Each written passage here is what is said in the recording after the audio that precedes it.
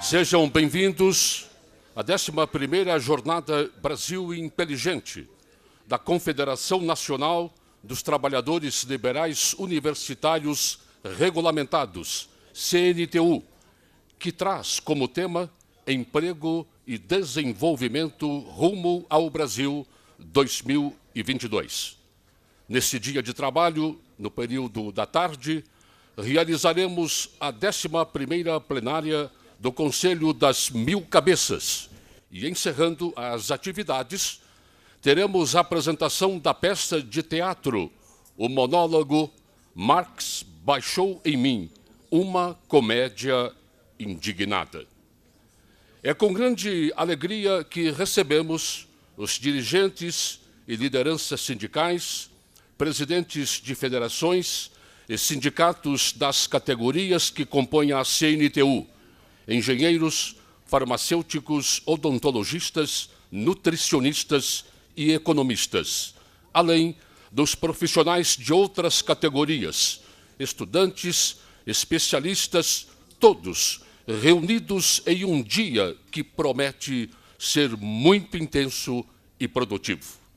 Para além do público presente neste auditório, estamos transmitindo ao vivo online pelo site da CNTU, www.cntu.org.br.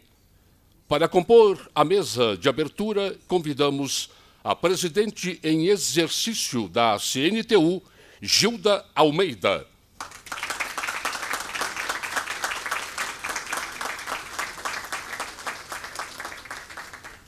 Ciro Ferreira Gomes, advogado e político brasileiro.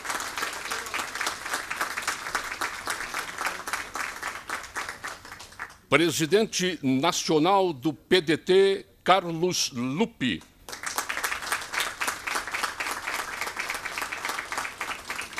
O deputado federal Ronaldo Lessa.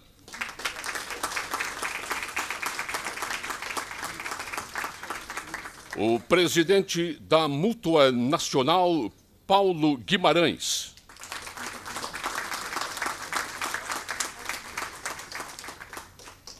O presidente em exercício da Federação Nacional dos Engenheiros, Carlos Bastos Abraham.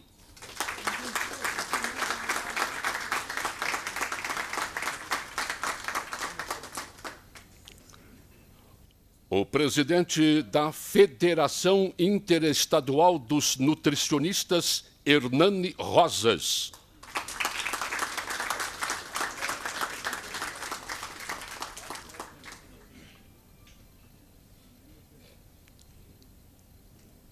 O presidente da Federação Interestadual dos Odontologistas, José Carrijo Brum.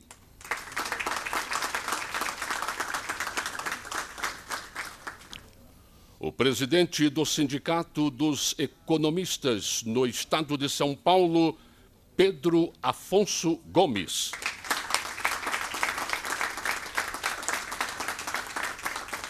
E a representante da Federação Nacional dos Farmacêuticos, Maruza Carleto.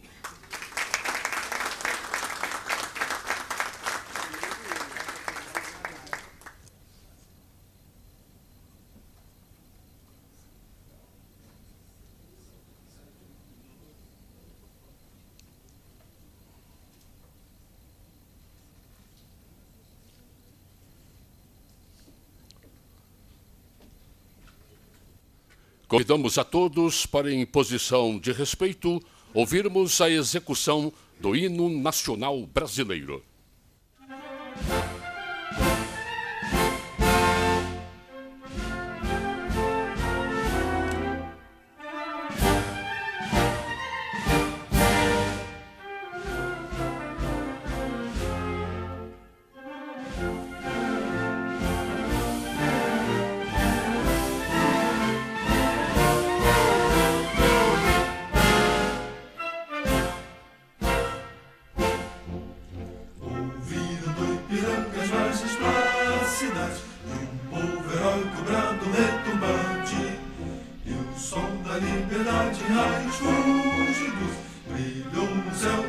agora nesse instante se empenhou nessa igualdade.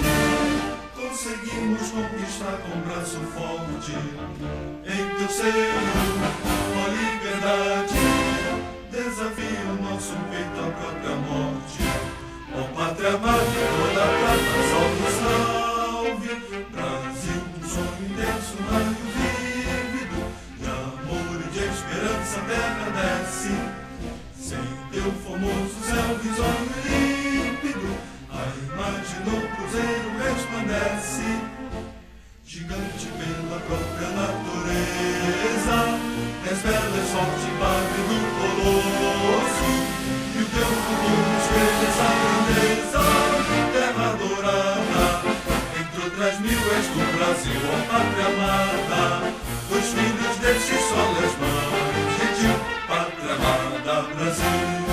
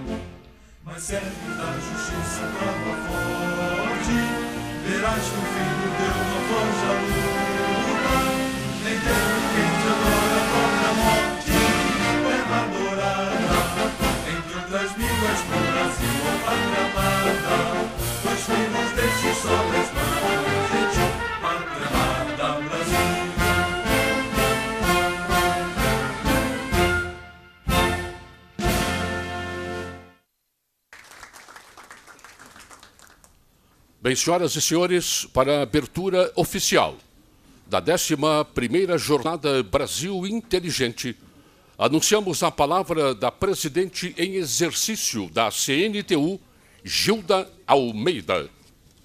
Bom dia a todos os companheiros e companheiras, aos amigos que estão aqui presentes. Quero aqui cumprimentar a mesa, cumprimentar o senador e ex-ministro e também um político brasileiro, o Ciro Gomes, cumprimentar o presidente do PDT, Carlos Lupe, cumprimentar o deputado e também ex-governador de Alagoas, Carlos Lessa, Ronaldo Lessa, e cumprimentar o companheiro aqui, Paulo Guimarães.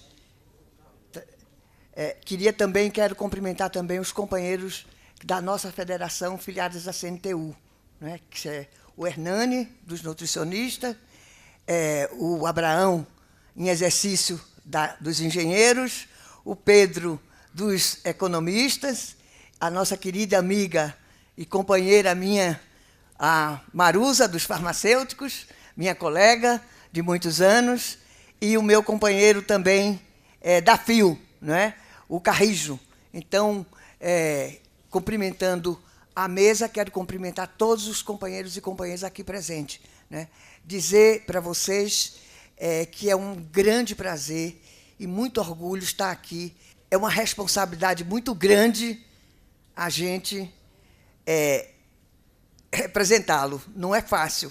Ele tem toda uma história, não só nos engenheiros, mas também na luta dos profissionais liberais da nossa confederação, e, com certeza, a gente se sente muito honrada e dizer que ele está aqui nos prestigiando enquanto um visitante nosso e um participante desse evento.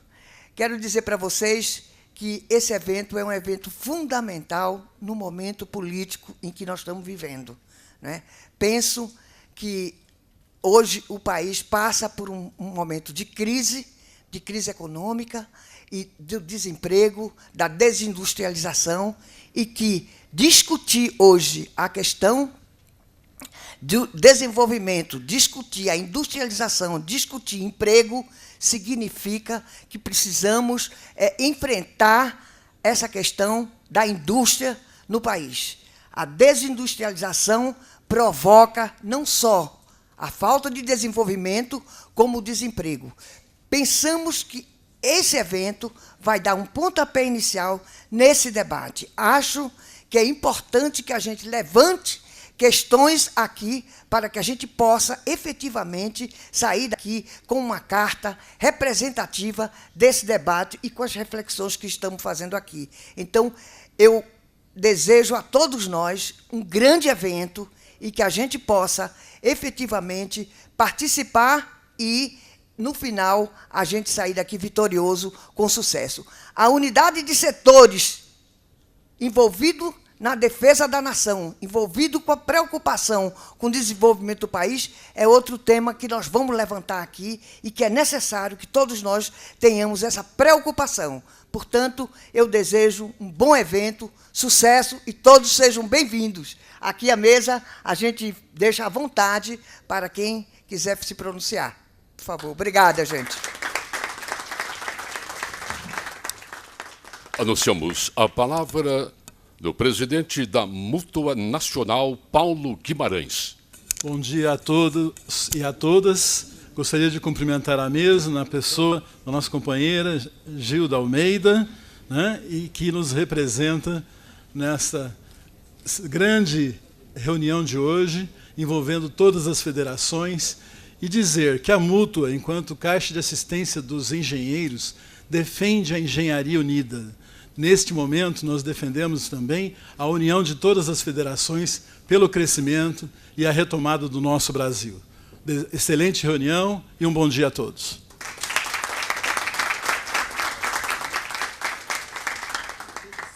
Anunciamos a palavra, senhoras e senhores, do deputado federal Ronaldo Lessa.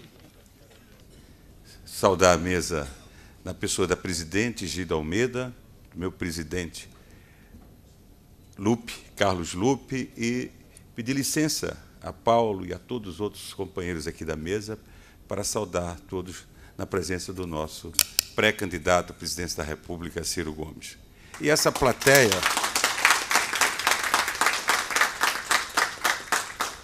Eu abri mão da nominata para poder ganhar tempo, porque sei que o Ciro vai viajar e a gente precisa ouvi-lo, né? A minha casa é essa e a gente pode conversar outro dia, mas saudar toda essa plateia de amigos e pessoas que convivem com a gente todo dia. Quero dizer da minha alegria de estar aqui de novo nessa casa. A última vez que tive foi quando recebi uma homenagem o ano passado pela nossa categoria.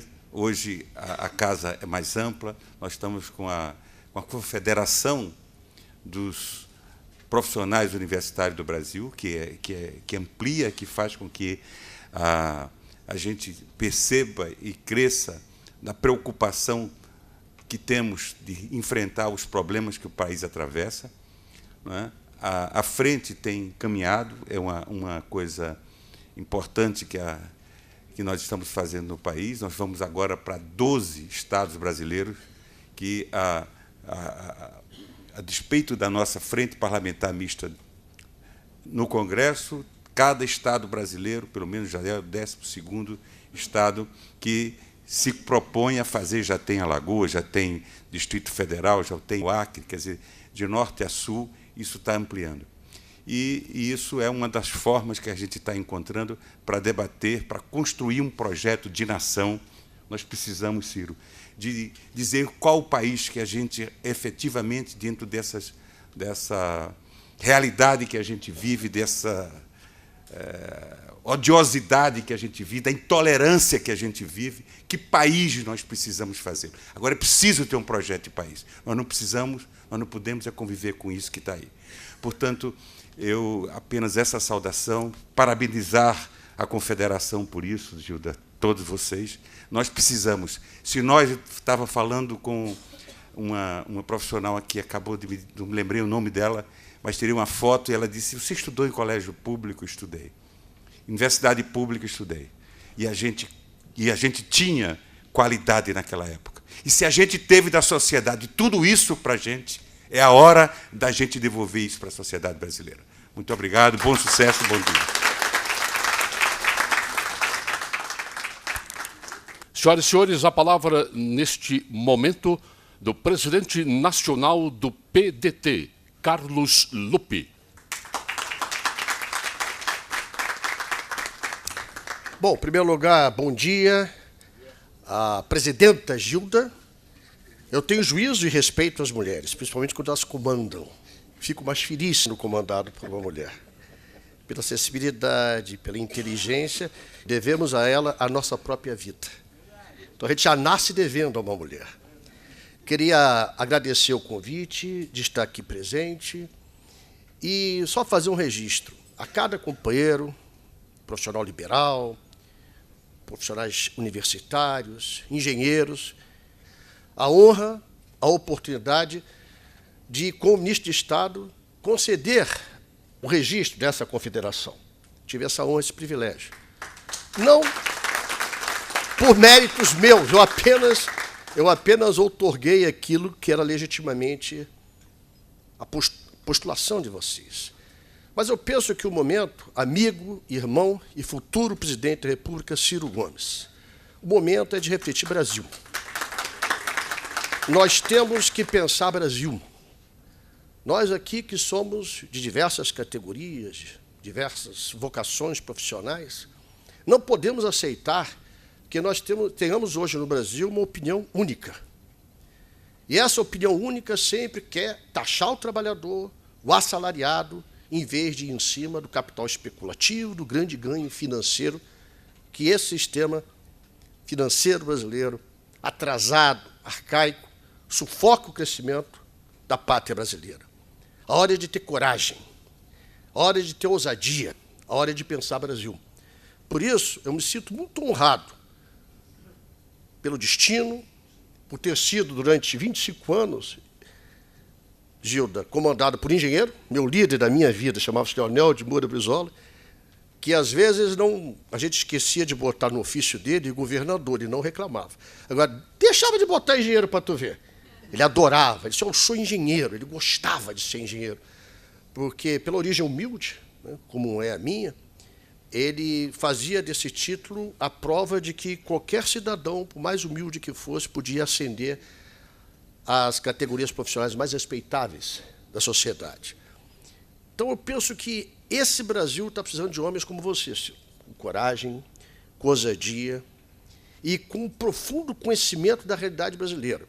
Nós não tememos dizer que somos políticos. Eu estou há 37 anos nesse único partido da minha vida. Ninguém nunca teve ousadia nem de me convidar para outro de tão ruim que eu sou. Então, há 37 anos eu estou no PDT. E essa tese de pensamento, trabalhismo, né, tudo tem que ser comandado pelo trabalho. É o trabalho que engrandece, é o trabalho que fortalece, é o trabalho que dá dignidade. Ele é a fonte da riqueza. Todo o resto é consequência.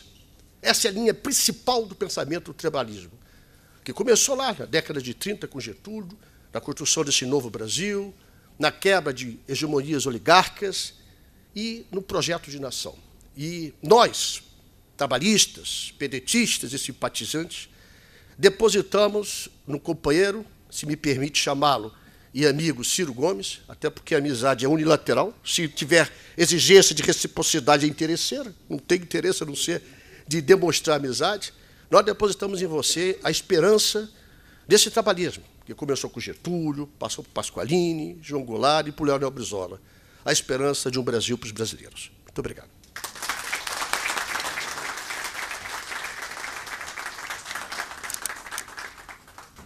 A palavra, senhoras e senhores, do advogado e político brasileiro Ciro Ferreira Gomes.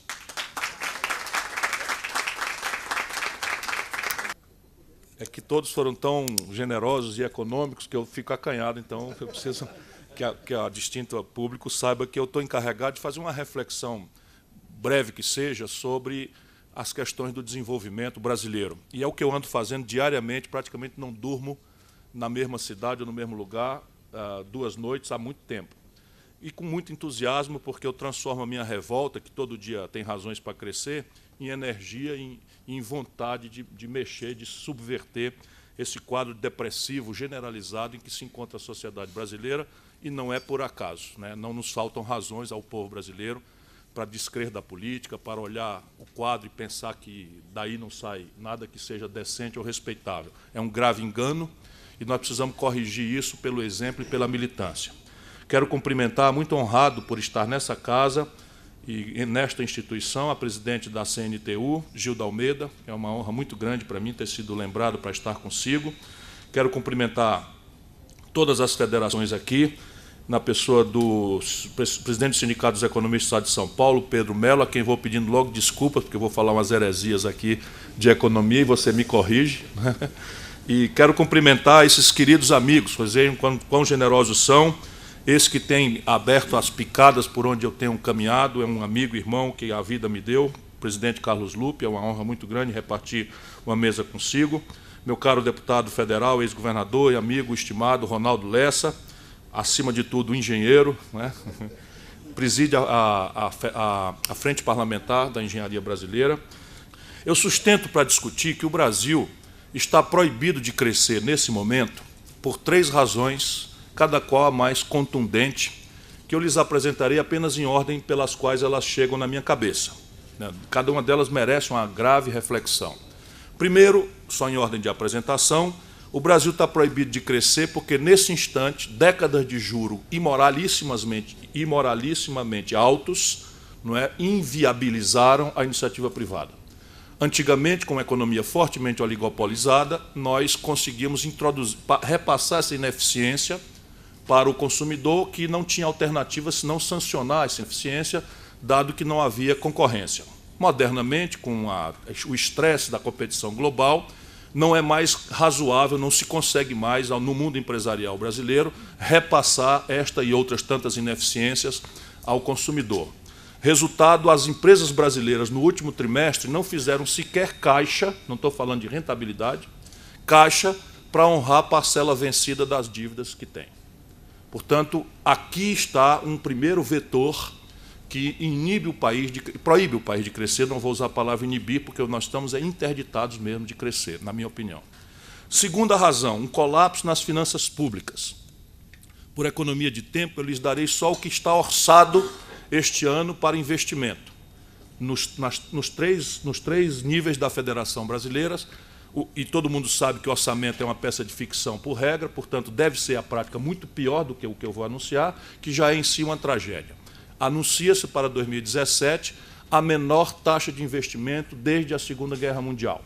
A União Federal reservou para investir 33 centavos de reais de cada 100 reais do PIB.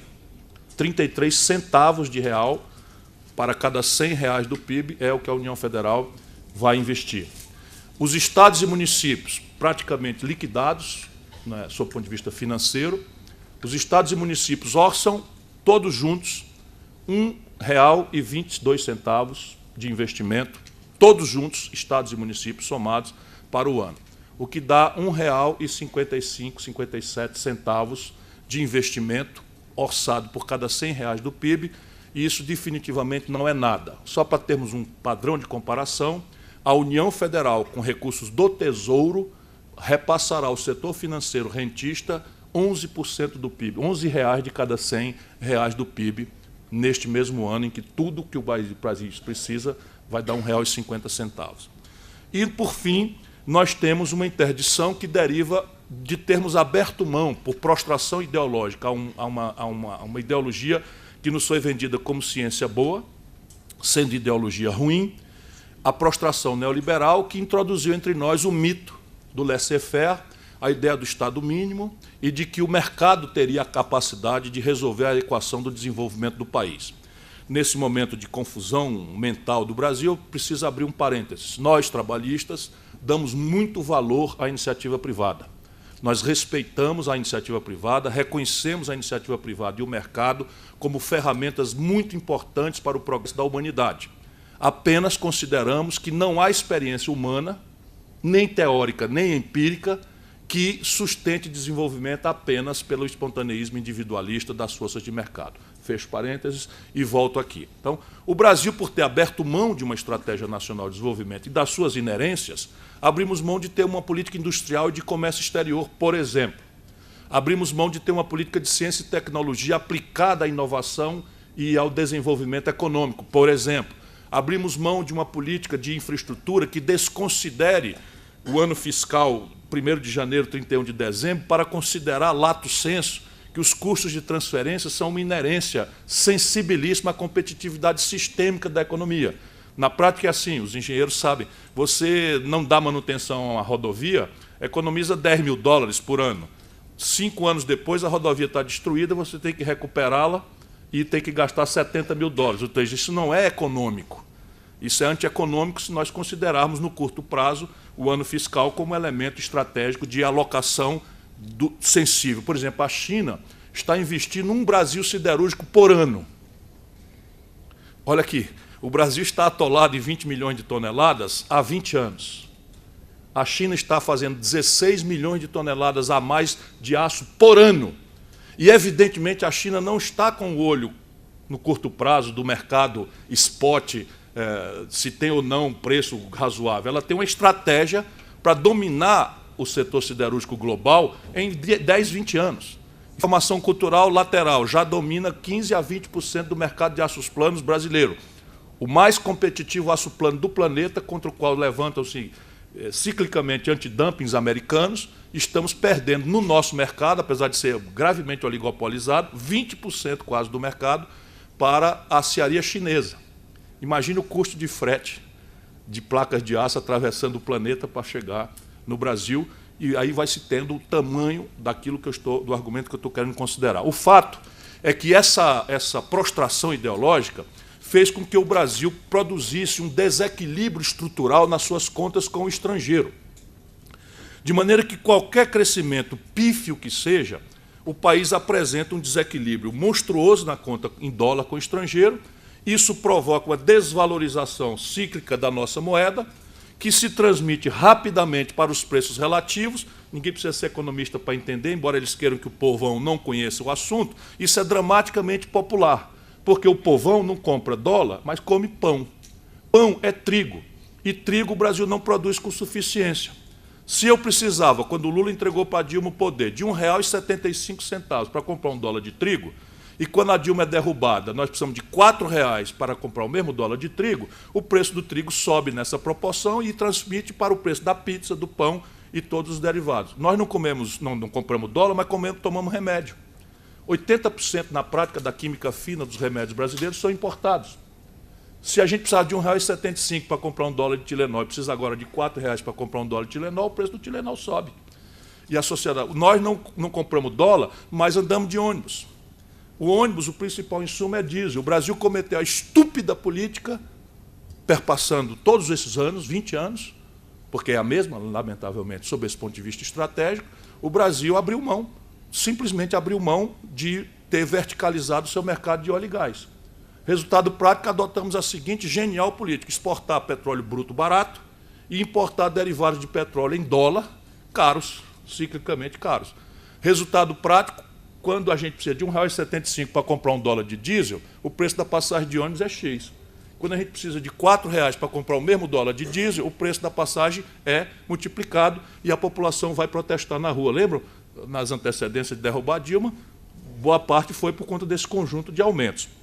Então, repare bem, se esse diagnóstico for correto, e eu tenho intelectualmente desafiado o establishment brasileiro para, vamos dizer, rebater, para eu aprender e não andar dizendo bobagem, né? E se esse diagnóstico for correto, a terapêutica pula, a terapêutica salta.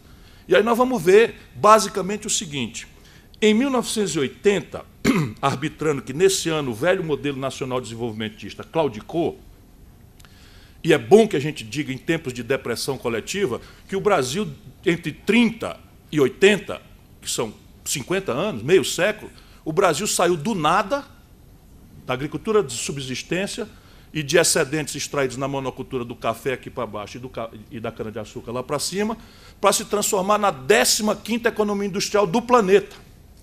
A China vai tomar esse recorde do Brasil agora, mas aí ainda é nosso o vice-campeonato mundial histórico de progresso capitalista, industrializante, modernizante, que nós produzimos. Ou seja, não há defeito genético na nação brasileira, como essa elite alienada que pensa que Miami é a capital cultural da humanidade, não é? Que o Brasil tem algum problema estratégico. Não tem. Quando nós nos coesionamos, ou pelo menos estabelecemos politicamente uma hegemonia moral e intelectual que guiasse as nossas energias, nós produzimos esse prodígio. Um prodígio absolutamente extraordinário, que é nosso. E está aí para a gente mostrar na nossa própria história qual é o tipo de economia política que produz resultados eficazes no Brasil. E definitivamente não é copiar os manuais de Chicago que não funcionaram na América. A crise de 2008 desmoraliza intelectualmente, teoricamente, tecnicamente, até os memorandos modernos do FMI revelam a inconsistência teórica desse paradigma que hoje está sendo mofadamente reposto em vigor no Brasil por um governo autoritário, ilegítimo e golpista, pelo menos na minha opinião. Então, se em 1980 esse modelo morreu, podemos especular as razões pelas quais ele morreu, e morreu mesmo, não é? De lá para cá, todas as energias políticas do país têm se dedicado a enfrentar fogueiras, episódios conjunturais, cada qual mais tormentoso. O primeiro grave deles, a restauração da democracia. Não é pouca coisa, né? Quando implode o modelo nos anos 80, nós outros estávamos preocupados com a democracia. Então, houve um grande consenso sobre a agenda da redemocratização do país, que gerou um cacuete numa elite política que não considera os assuntos da economia política. Porque a economia política é dissenso. Você imaginar o Teotônio Vilela, Ulisses Guimarães, o Tancredo Neves, que são pessoas da nossa história extraordinária, todos conservadores em matéria de economia política. Mas estava ali o Miguel Arraes, estava Leonel Brizola, todos no consenso da redemocratização, que já pensam uma economia política nacional e popular e socialista, em alguns casos, concretamente, o PDT é da Internacional Socialista. Então, esse debate foi posto ao lado em nome da emergência da redemocratização. Não acho que tenha sido errado, não. Na sequência, os escombros do velho modelo nos impuseram um custo inflacionário impagável e virou a nova fogueira. Todas as energias do país referidas a combater a inflação, que, na verdade, era uma febre de um tumor monstruoso, e todo mundo sabe, sendo leigo como nós somos, né, em medicina, que febre não é em si doença. A febre é um sintoma indicador de uma doença, e nós só tratamos os coisas. Eu ajudei já a fazer o real como ministro do grande brasileiro Itamar Franco. Só que o Brasil, em 1980, representava, em matéria de comércio internacional, algo ao redor de 1% do comércio do mundo. Na mesma data, a China representava o mesmo padrão, algo ao redor de 1% do comércio mundial, em 1980, ontem. Tirante as senhoras e senhoritas que não tinham nascido, eram muito garotas ainda, nós todos estávamos lá olhando. Não é? Ontem, sob o ponto de vista de história de uma nação, conta ao século, o Brasil era igual à China, só que nós tínhamos 130 milhões de habitantes e a China 800 milhões. Então, nós éramos positivamente mais ricos e mais desenvolvidos do que a China ontem. Ontem, não, ali. Eu fico indignado porque foi ontem. Não é? Hoje, o Brasil representa o mesmo % do comércio mundial e a China representa 12,5% do comércio do mundo. E está com a indicação para cima, vai daqui a pouco tomar 20% do comércio do mundo. E o Brasil está patinando, desde 80 até cá. A média de crescimento de 80 para cá, só para revelar que nós temos um problema estrutural, modelar, de projeto estrutural, é que a média de crescimento do Brasil, nesse período, foi de 2% ao ano. Puxado por e essa média foi puxada por dois momentos atípicos de expansão do consumo popular, ambos insustentáveis, ao seu modo, que foi a sequência do Itamar Franco para o Fernando Henrique, com a cessação do imposto inflacionário, Isso ficou na mão do povo, o povo foi ao consumo e imaginou que aquilo era uma virada de jogo e que aquele padrão era sustentável. O país quebrou e desvalorizamos o câmbio e metemos essa ferramentaria estúpida de câmbio flutuante, taxa de juros ser lançada contra preços relativos inflados pelo câmbio, isso é uma estupidez absoluta, sob o ponto de vista técnico. Pedro, por favor, me socorra. Não é? Mas não há como você combater aumento de preço, como eu demonstrei no pão derivado do trigo, do câmbio, com taxa de juros. A taxa de juros é eficaz ou eficiente, no Brasil ainda tem que ser relativizado, quando você tem sobredemanda. Ou você tem uma capacidade instalada de produzir 100 e renda disponível, mais crédito disponível, somados gera uma demanda, mais demanda agregada de 110, 120. Aí você tem uma inflação de demanda e os juros sobre esse custo do crédito, teoricamente, e eu digo teoricamente porque Chicago e os manuais de economia, que infelizmente balizam o pensamento médio do economista brasileiro, não é? Por isso que estou pedindo ao Pedro aí socorro, não é? Nós nem sequer lá em Chicago ele sabe o que é a Casa Bahia ou o Ricardo Eletro. Porque o Ricardo Eletro e a Casa Bahia não são lojas, são financeiras. Porque eles aprenderam em décadas de inflação que o povão não faz conta de quando compra um forno de micro-ondas em 24 vezes, paga 2 fornos e leva 1.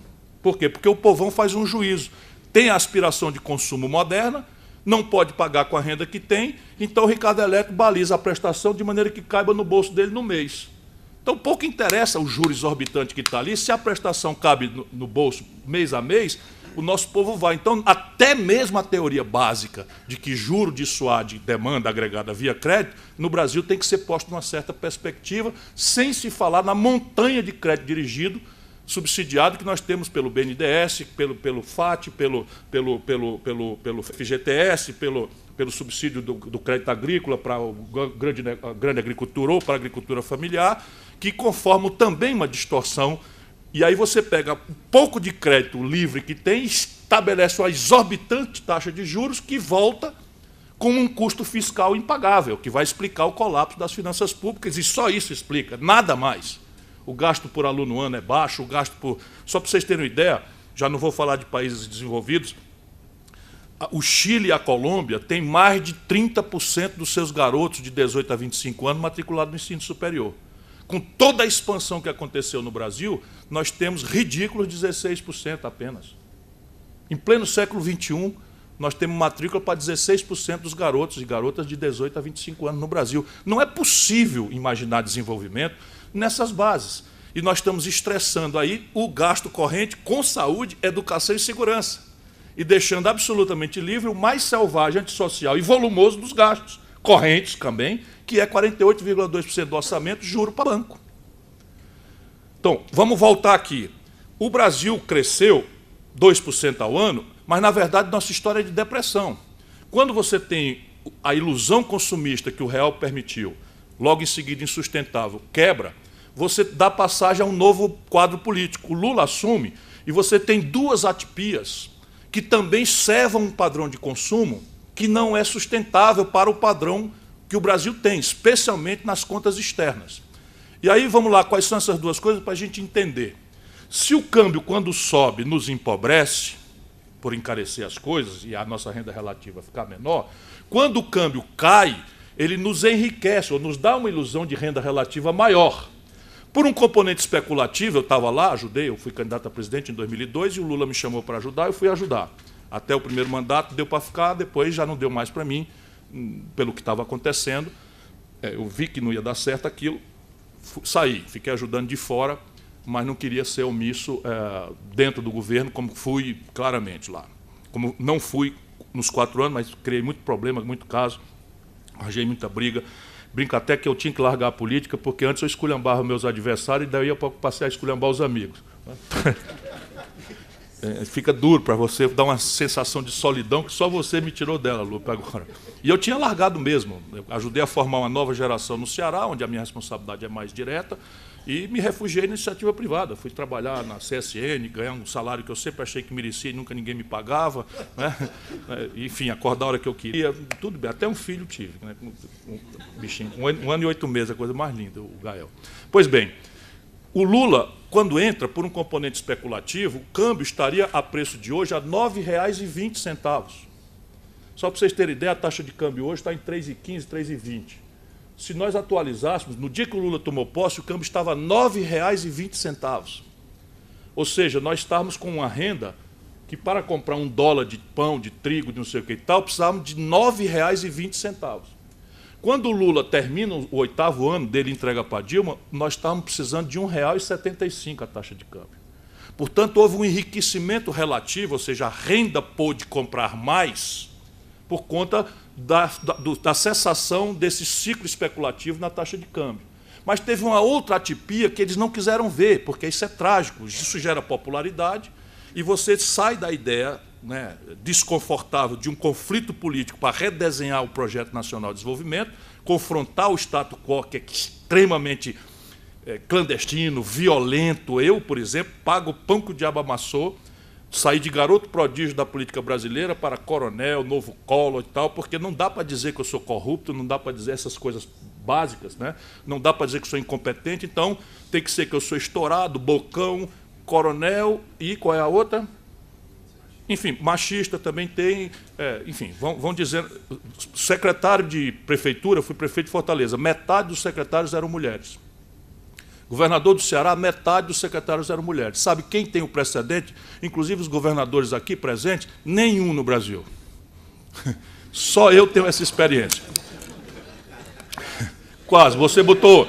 ele tinha 40%, eu tinha metade, né? Enfim, mas isso é uma desconstrução natural do ramo. Quem não sabe brincar não deve descer para o play. E eu sei brincar e gosto de brincar. E canelada eu devolvo com canelada, não estou me queixando. A questão básica é o seguinte: satanizam o carteiro para você não ler a carta. Então, com o Lula teve um outro fator, que é o que está destruindo o Maduro e a Venezuela. E a gente precisa entender, porque isso é um problema muito grave e estrutural.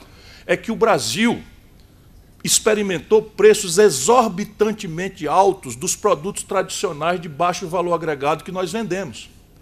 Então, nós estávamos vendendo, quando o Lula entregou para a Dilma, uma tonelada de minério de ferro por $190.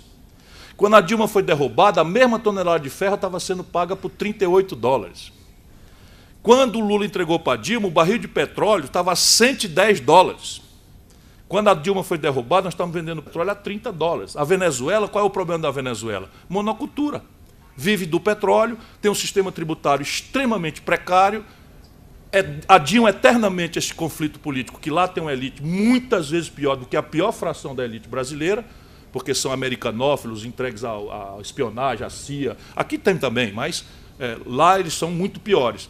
Mas eles, na hora da bonança, ao invés de fazer uma mudança estrutural, foram para a expansão do consumo popular, que é deprimido. E não estou condenando o consumo, todo mundo merece. A questão é que isso deve ser sustentável.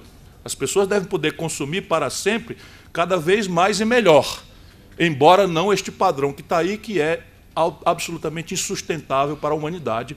Esse padrão aí, enfim, que considera a felicidade possuir um carro individual e consumindo combustível fóssil, isso vai matar o planeta, está matando o planeta.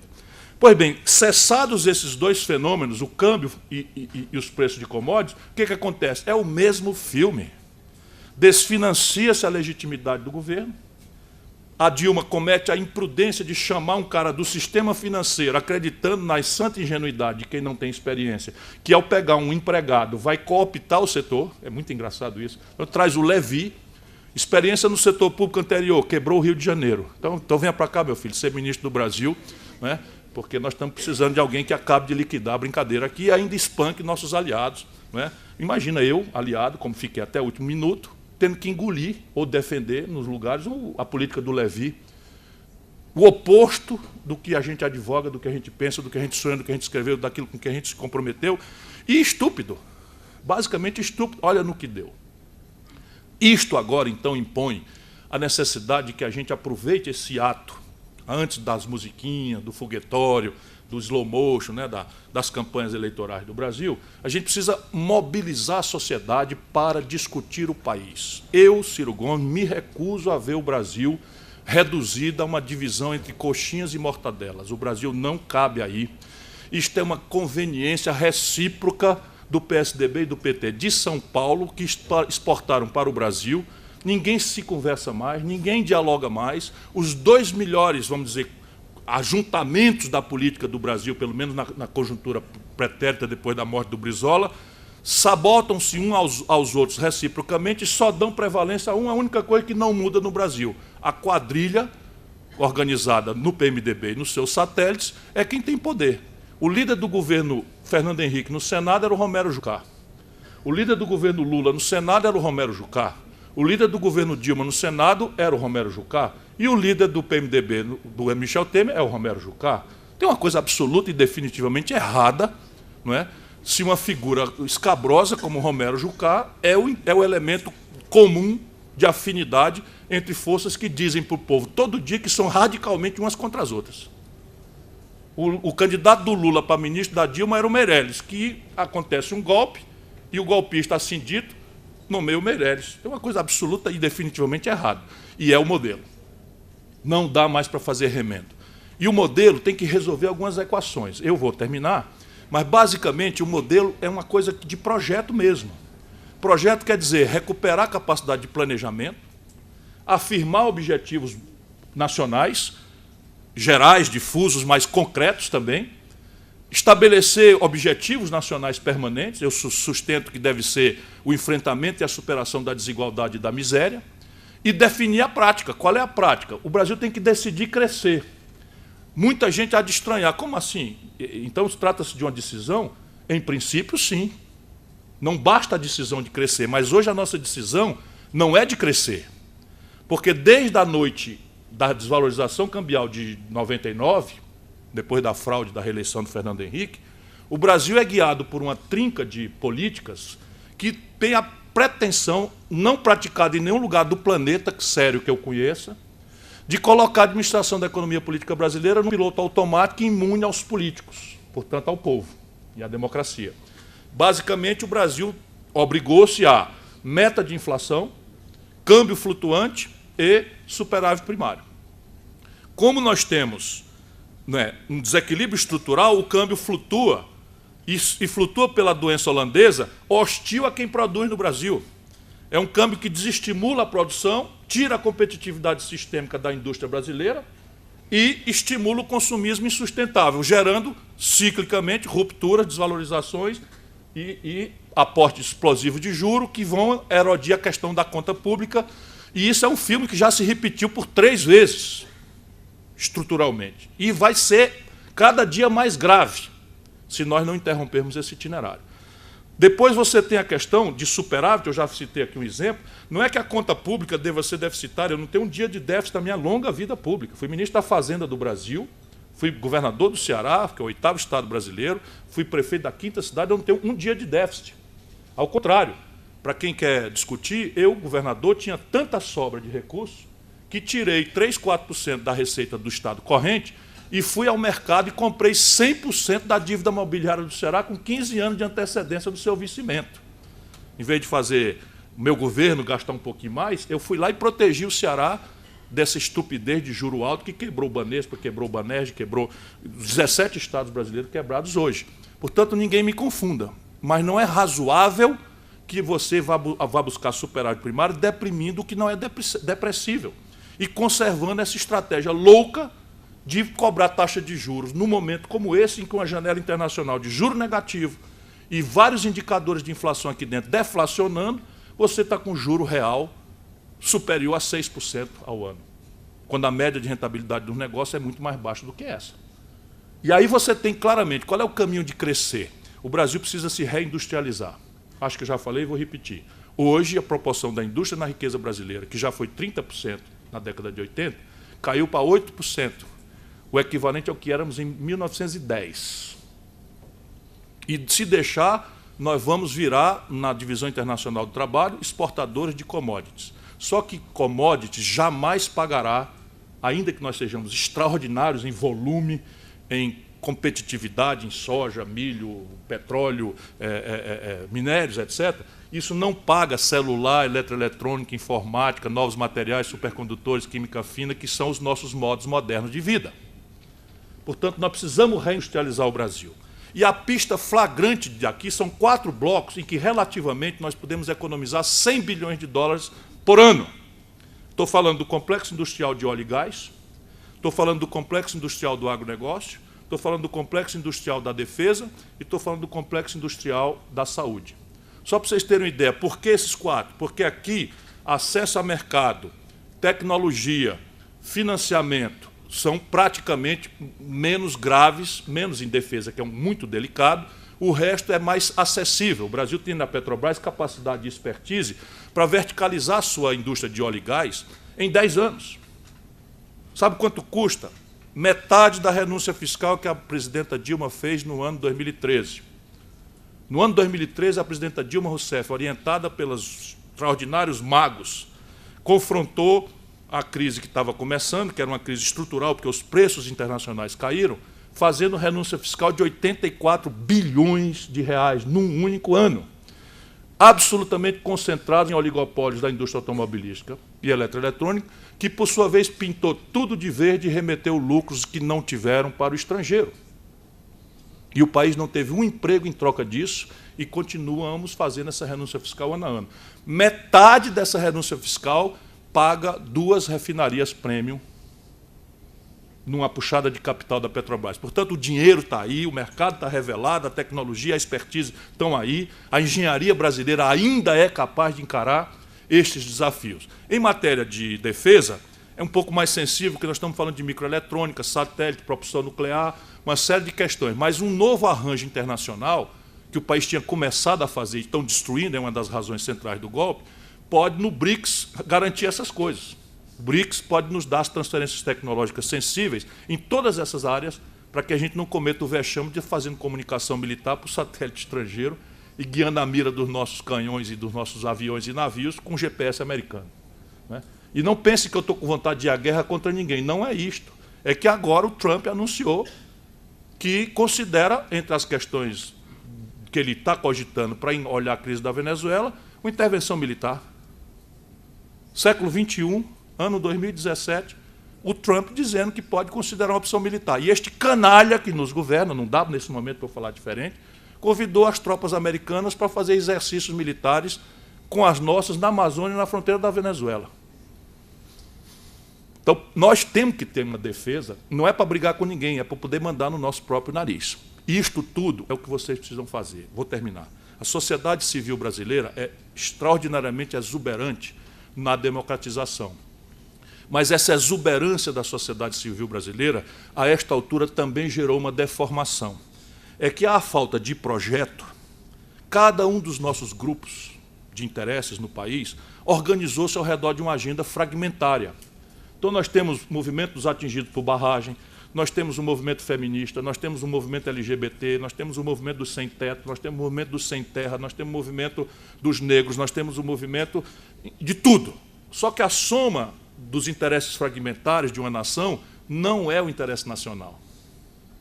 E o interesse nacional está sem patrocínio, sem debate, sem audiência. Por isso, viva a iniciativa de vocês, que tendo uma agenda dura, difícil, do desmonte do sindicalismo, da afronta dos direitos trabalhistas, da confrontação do mínimo seguridade social que nós conquistamos aí a duras penas ao longo de anos e décadas de luta dos nossos ancestrais, celebram um momento de discutir o nosso país. É isso que vai nos dar saída. Obrigado pela atenção.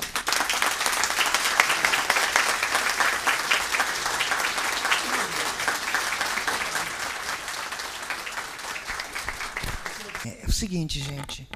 Primeiro, assim, agradecer ao Ciro essa brilhante intervenção, não é? Que pode nos dar um rumo para o debate. Mas antes de a gente abrir, porque nós vamos abrir para 3 pessoas fazerem perguntas, por conta do horário do Ciro, que tem que sair. E por conta também, que eu queria aqui, primeiro, pedir desculpa e depois pedir paciência para os outros expositores, que nós vamos ter ainda uma outra mesa que vai fazer uma exposição também sobre o mesmo tema, trabalho e desenvolvimento, desenvolvimento e trabalho. Queria pedir a paciência do nosso querido Peter, que é o coordenador da OIT, né? E também ao nosso Clemente Gans, que é do nosso diretor técnico do DIEESE. Então, logo mais, quando o Ciro, a gente encerrar essa mesa, a gente vai montar outra mesa e a gente vai poder continuar o debate e dar, talvez, mais possibilidades de que as pessoas possam fazer intervenção. Portanto, está abertas as inscrições. O primeiro é o LEP. Eita, são 3, viu, gente? A moça ali, viu? Eu peço desculpas, mas é que eu não ando de jatinho, eu ando de jatão, e a Gol não me espera. 2 minutos. 2 minutos, por favor. Não, serei rápido. Bom, primeiro, parabenizar o Ciro pela sua exposição. A gente já conhece, acompanha a política nacional, e a gente tem visto os seus debates, as suas informações e o nível que você nos traz, tanto nos vídeos quanto nos debates que você participa. E parabenizar também a CNTU por este evento. Mas, Ciro, em que pese aqui nós estamos discutindo o emprego e o desenvolvimento, nós sabemos aí dos 14 milhões de desempregados, nós sabemos das dificuldades e principalmente das reformas. Mas tem uma reforma que a sociedade ela tem uma dificuldade muito grande de entender e de participar, principalmente participar, e nós somos cobrados, que é a reforma política. Eu queria saber de você o que você pensa do Distritão e dessa reforma política que está posta aí, e que a sociedade é cobrada, mas muitas das vezes nós temos dificuldades da participação e do entendimento. Obrigado. Obrigada, Lepe.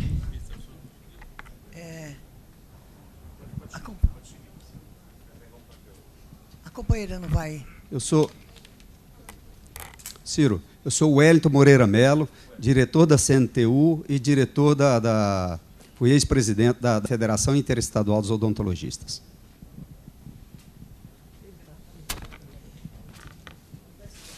Ciro, bom dia. Meu nome é Francisca Dalgisa, sou diretora-presidente da APU, que é a Associação dos Profissionais Universitários da Sabesp do Estado de São Paulo. A gente tem uma grande preocupação no país, porque a gente está vendo o desmonte, a entrega de todo o patrimônio nacional, né? Então, a gente vê a Petrobras, né? A gente vai assistindo aos poucos tudo que é venda de terras, né? Exploração de minérios, a gente está vendo aos poucos, vendo o nosso patrimônio sendo dilapidado, patrimônios que a gente poderia considerar, e é considerado, como essencial para o desenvolvimento do país, né? Aqui no Estado de São Paulo, a gente começa a assistir à venda da Sabesp, né? Que é uma das maiores empresas de saneamento do Estado de São Paulo. Está sendo preparada, a noiva está sendo preparada para o mercado, para ser comercializadas as ações na Bolsa de Valores, ampliar, né, aí a entrada de capital internacional na gestão do saneamento no Estado, né? Eu queria ouvir de você como você vê isso e como seria possível, tendo você como presidente dessa nação, reverter esse cenário de entrega e fortalecer o patrimônio nacional.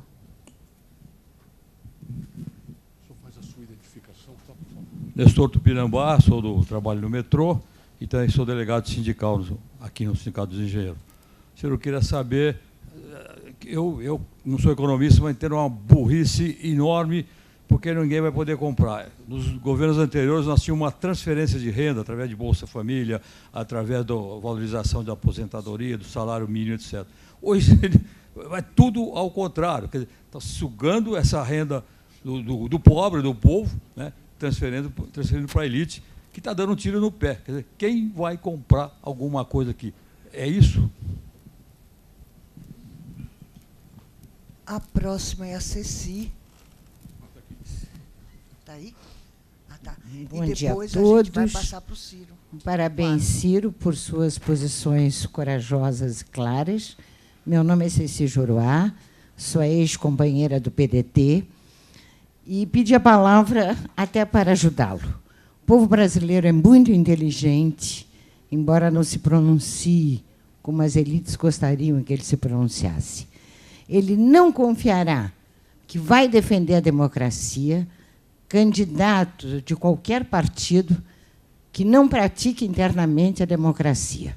Por isso, eu te pergunto, qual é a sua proposta para democratizar partidos políticos, inclusive o seu, no Brasil, quando você for eleito? vamos passar para o Ciro. Ele vai responder e fazer as considerações finais, para depois a gente iniciar outra mesa. Sim.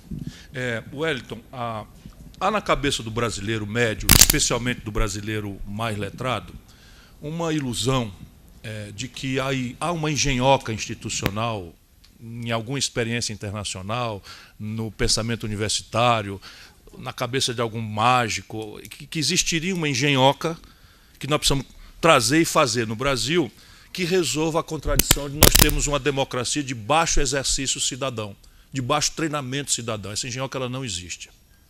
Então, assim, eu também tenho na cabeça, há um consenso no Brasil, não é, de que precisamos fazer uma reforma política, mas o consenso se dá por esta razão. A gente quer atribuir a uma engenhoca qualquer, um desenho institucional, uma lei, não é, a desilusão que temos com o fato de que nós temos uma repulsa generalizada contra a nossa representação que nós próprios constituímos. Olha que constrangedor. 513 deputados federais, todos eleitos por nós. 76% da população, 6 meses depois da eleição, não lembra o nome do deputado em quem votou. Um legado imperial lusitano nos faz valorizar o prefeito, o governador, o presidente, e não dá a menor bola para vereador, deputado estadual, federal. Uma das coisas que se faz ilegalmente, no dia da eleição, é jogar santinho na porta dos lugares onde tem ajuntamento, porque a população, às vezes, muitas vezes, tem relevância, chega na urna sem escolher um deputado e cata no chão os papéis e escolhe ali por a cara um camarada e bota lá o número. Isso só se resolve com pertinácia, insistência e tal. E a história brasileira não é uma história democrática. A gente se ilude, a gente gosta de proclamar que nós somos um país tolerante, respeitador das diferenças, mas não somos. Nós somos um país violento, autoritário, não é? e de pouca vocação democrática e cidadã. Mas pudera. O nosso povo, o máximo de democracia que teve foi esse período agora. Entre 88 e a Dilma foram 27 anos. Nunca tivemos 27 anos de democracia antes na história do Brasil. O período mais estável que nós tivemos foram 42 anos do reinado de Pedro II, que administrava um congresso com um poder moderador, que ele exercitou com muita moderação, vou usar aqui o pleonasmo, mas era um iluminista. O país teve um avanço e era parlamentarista, etc, etc. O resto é uma história de violência. Para implantar esse velho modelo nacional desenvolvimentista, modernizante, o Brasil jorrou sangue, não é negócio de conversa, jorrou sangue em 30, 32, 35, 37, 46 não teve sangue, mas foi uma ruptura, 64 sangue muito. Esse modelo, para trocar a hegemonia da oligarquia rural escravista, não é, por uma burguesia nacional urbana iluminista, sintonizada com o ideário vitorioso na Segunda Guerra Mundial, foi bala muita. Foi muita morte, muita confusão, muito autoritarismo, muito despotismo esclarecido e tal. E estamos de novo de volta à nossa história hoje. É evidente que nós precisamos persistir e tal, e a minha geração acredita no milagre da política porque nós ganhamos todas. Você é mais novo do que eu, vou fazer 60 anos esse ano. Mas eu tenho muita crença no milagre da política porque nós ganhamos todas. Todas, todas, todas. Eu sou da geração que ganhou a parada contra a ditadura, redemocratizamos o país, a geração que venceu a inflação, ainda que o PT já tenha ficado contra nessa data, eu estava lá ajudando a fazer. Enfim, então eu tenho uma crença no milagre da política. Disto dito, eu quero crer que nós precisamos de uma reforma política que procure minimizar duas gravidades, dois problemas centrais nessa deformação da nossa representação. Relação de dinheiro com política e algum controle social pós-eleição pela sociedade do seu representante. São duas coisinhas. O Brasil precisaria discutir com profundidade a relação entre poder econômico e poder político. Por quê? O poder econômico é um dado irremovível da realidade. E o poder político é um dado irremovível da realidade. E eles vão se relacionar. A única fórmula que as democracias representativas do mundo inteiro têm para minimizar a clandestinidade e a corrupção potencial inerente a essa relação entre poder econômico e poder político é a transparência radical.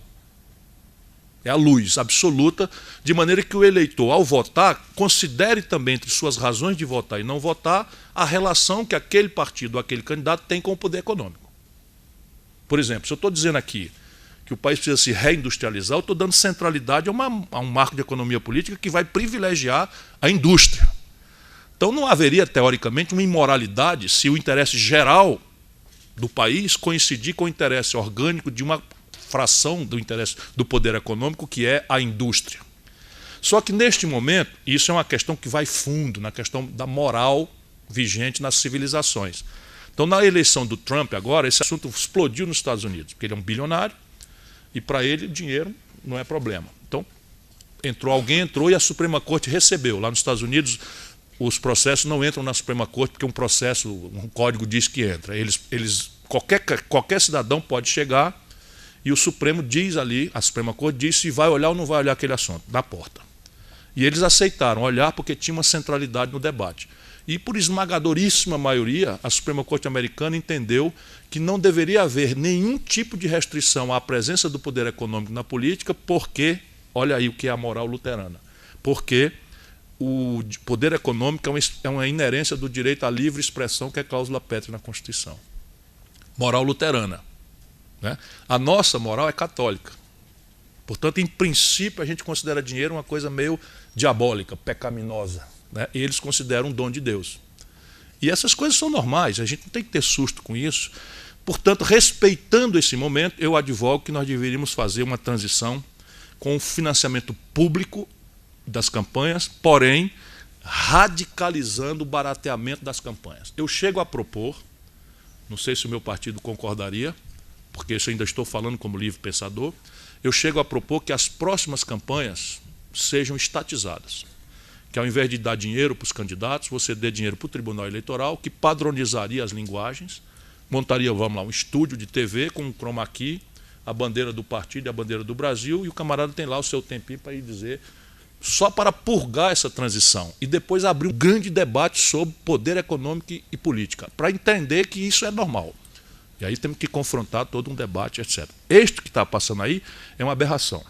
Isso daí vai na direção oposta, encarece as campanhas, destrói qualquer coletivo partidário, impede o voto identitário, não permite a jovem entrar na política, votos identitários, mulheres, gays, negros, esses votos identitários importantes, ecologistas, etc., se esqueça.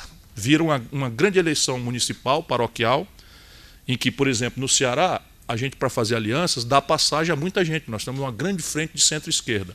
Se passar isso, no Ceará o PDT faz 12 deputados.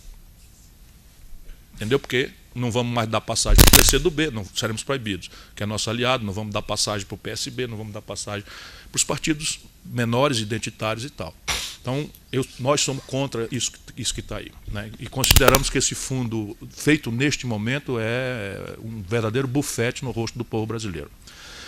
Francisca, o desmonte do Estado brasileiro está em marcha, é preciso revertê-lo e anunciar, eu tenho inclusive provocado os meus ilustres competidores potenciais, né, Marina, Lula, etc., para que repitam o que eu estou dizendo, porque isso importa em certo desgaste, mas nós precisamos estabelecer alguns consensos. Por exemplo, a lei de partilha que foi revogada, que reservava para Petrobras, não é, e, portanto, para os royalties para a educação, etc., 20%, foi revogada. Eu estou anunciando publicamente, e vou repetir aqui, que uma vez eu chegando à presidência, um dia, se eu tivesse a aventura de servir ao Brasil, eu revogo. Revogo. A mudança na legislação fundiária que proíbe o acesso de estrangeiros à propriedade de latifúndio no Brasil é uma coisa que aconteceu em cima de um trauma. O Congo belga foi usurpado porque o rei Leopoldo foi lá e comprou uma porção de terra e conseguiu impor uma colônia contra o Estado congolês na época. E o próximo passo deles, eu conheço os documentos, estão já recuperados e tal, era fazer aqui no Brasil. E nós então botamos o rei Leopoldo para correr e introduzimos a lei que proíbe. Hoje em dia, se a gente deixar, a China compra o território brasileiro. E eu também tenho anunciado que qualquer terra brasileira que for vendida para estrangeiro nessa mudança será objeto prioritário da reforma agrária no meu governo. Será desapropriada e objeto prioritário. Eu tô com isso aí não é para ser valente, não. Isso aí é para introduzir alguma insegurança política para que esses empreendedores não façam isto. Né? Entendam que o Brasil não vai aceitar, ou pelo menos parte do Brasil, e, portanto, pense um pouquinho, espere um pouco a eleição acontecer, restaurar a democracia, e nós vamos discutir. sob o ponto de vista de privatização, vocês da Sabesp têm que ajudar o povo a entender, porque o povo é muito zangado conosco do serviço público. Sabe, você liga e tem aqueles call center, ninguém atende ninguém, vazamento d'água, ninguém corre para recuperar. Eu sei por causa da CAGES no Ceará, então nós não deixaremos jamais privatizar a CAGES no Ceará e fim de papo. Isso é decisão que o cearense tomou. Nunca deixamos o Tássio, que privatizou o banco, privatizou a Coelce e tal, nós não deixamos privatizar a CAGES. Por quê? A gente mostrou para o povo cearense que o vibrião da cólera, ele não escolhe a renda. E esgoto passa pela Rocinha e São Conrado, e é uma rua que separa o Rio de Janeiro. Tem uma rua aqui, a Rocinha está aqui e São Conrado aqui. E o vibrião da cólera passa. Então, se você fizer a privatização, a natural questão é que acaba o subsídio cruzado na tarifa. Você vai, provavelmente, só vai dar manutenção e, portanto, manter a rede funcionando para aquelas áreas que podem pagar uma tarifa. E a outra, não podendo pagar, vai ficar sem manutenção, naturalmente. Outra questão, que é o que vocês podem fazer agora, escandalizar, porque não há multinacional que pague o imobilizado de nenhuma companhia de saneamento no Brasil. Eu fiz esse rap na Fiesp, eu era governador, papo furado, privatização e tal. Embora, eu estou autorizado aqui pelo povo do Ceará a doar a CAGES. Eu não vou privatizar, vou doar a CAGES. Apenas vou lembrar a vocês o seguinte, o Ceará tem 184 municípios, a CAGES é lucrativa em 9.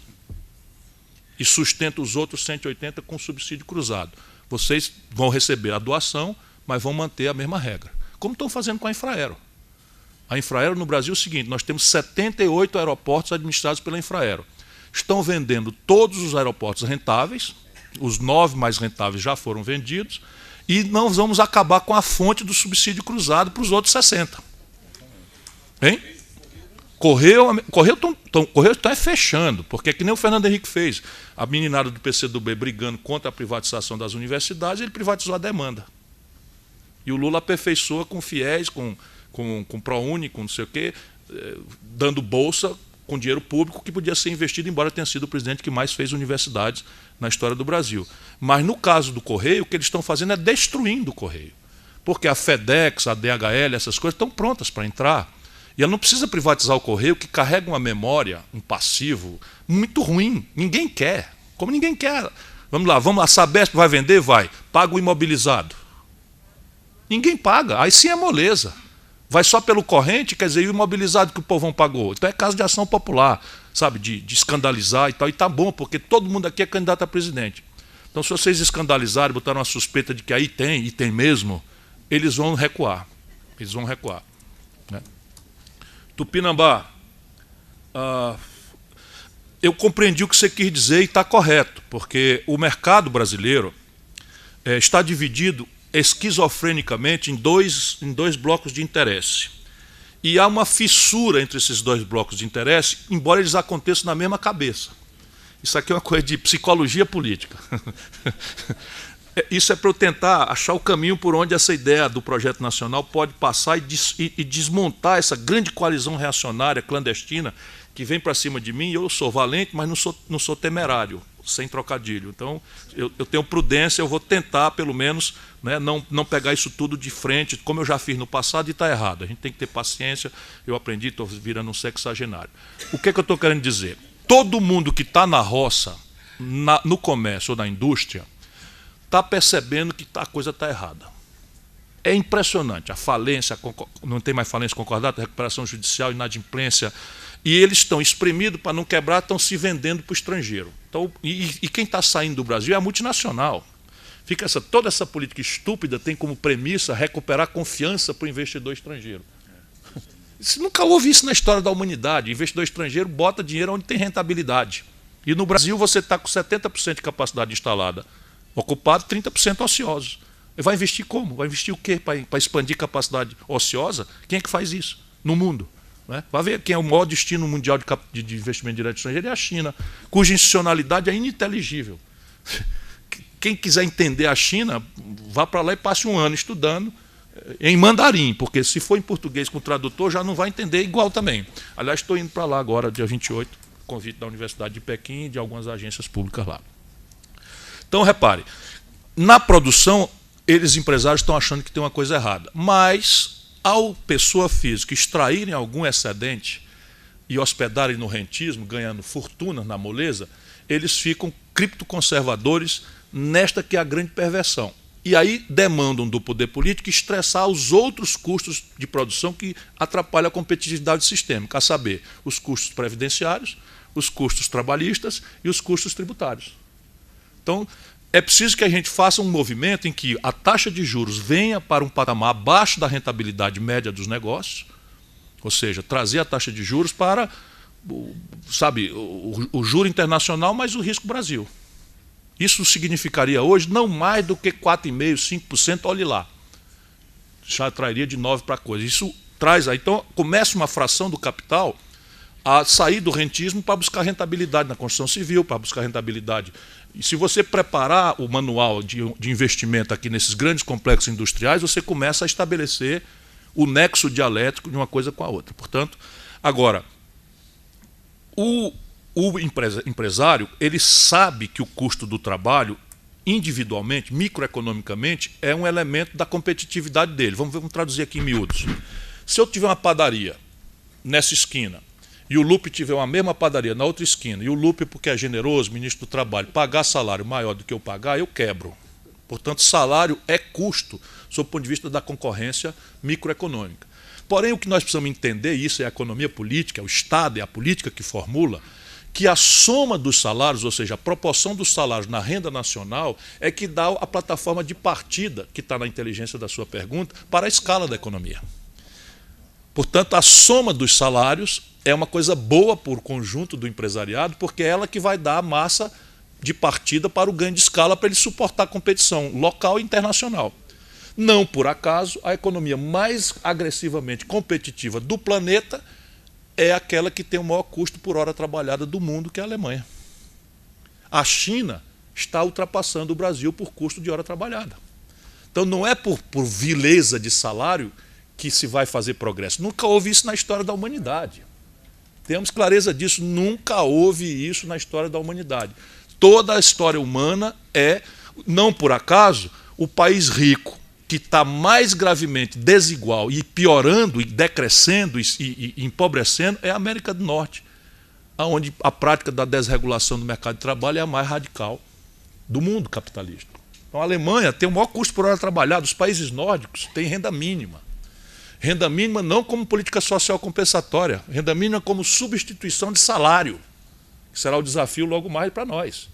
Ainda não é, porque temos esses grandes complexos industriais, que é uma agenda do século XX, não praticada, né? Mas daqui a pouco nós vamos ter que começar a pensar nisso também, porque não é mais a indústria que emprega.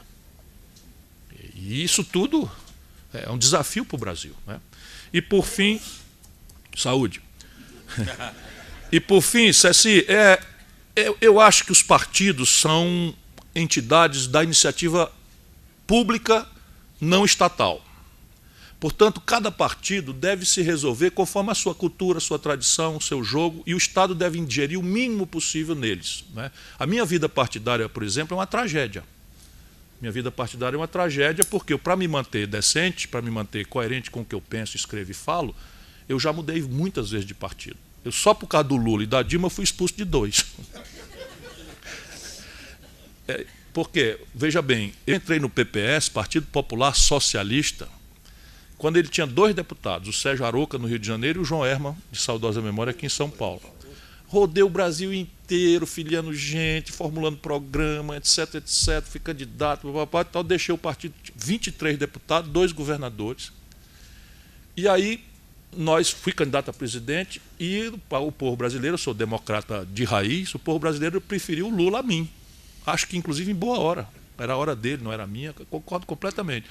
E aí, a primeira vez na história da América Latina, do mundo ocidental, que um operário, egresso da luta do povo, vira presidente da República, e o camarada dono, ou chefe, ou líder do Partido Popular Socialista, resolve se aliar ao PFL contra. E me bota para fora. E aí eu que tenho que explicar aí para os radialistas, os speakers e tal, porque eu mudo de partido. Eu tinha ajudado a fundar o PSDB, lá atrás. Nós, enojados com o coercismo, que não sei o quê, com a esculhambação, a corrupção do PMDB, resolvemos só Vestal, tudo gente séria, tudo só nós é que sabíamos da verdade. Só nós. Lembra, Lupe? Ixi, Nossa Senhora, a tucanada, a reunião de tucana era um negócio que pisar no chão era meio difícil, era só voador. Aí eu me elejo governador, o único governador, o primeiro governador, o mais jovem governador, o governador mais popular, renuncio às pressas, assumo o Ministério da Fazenda, ajuda a fazer o real. Fernando Henrique dá uma rasteira no taço, se elege, se junta com o PFL e faz tudo o contrário do que a gente prometeu. Aí eu largo a política, vou embora para os Estados Unidos, vou virar acadêmico, intelectual e tal, e eu que tenho que explicar porque que mudei de partido. Então eu espero não, afirmo que meu último partido será o PDT, que era um partido para onde eu já devia ter ido há muito tempo. E quero dizer que estou muito feliz, muito carinhado e nunca fui tão prestigiado na minha longa vida pública quanto tenho sido no PDT.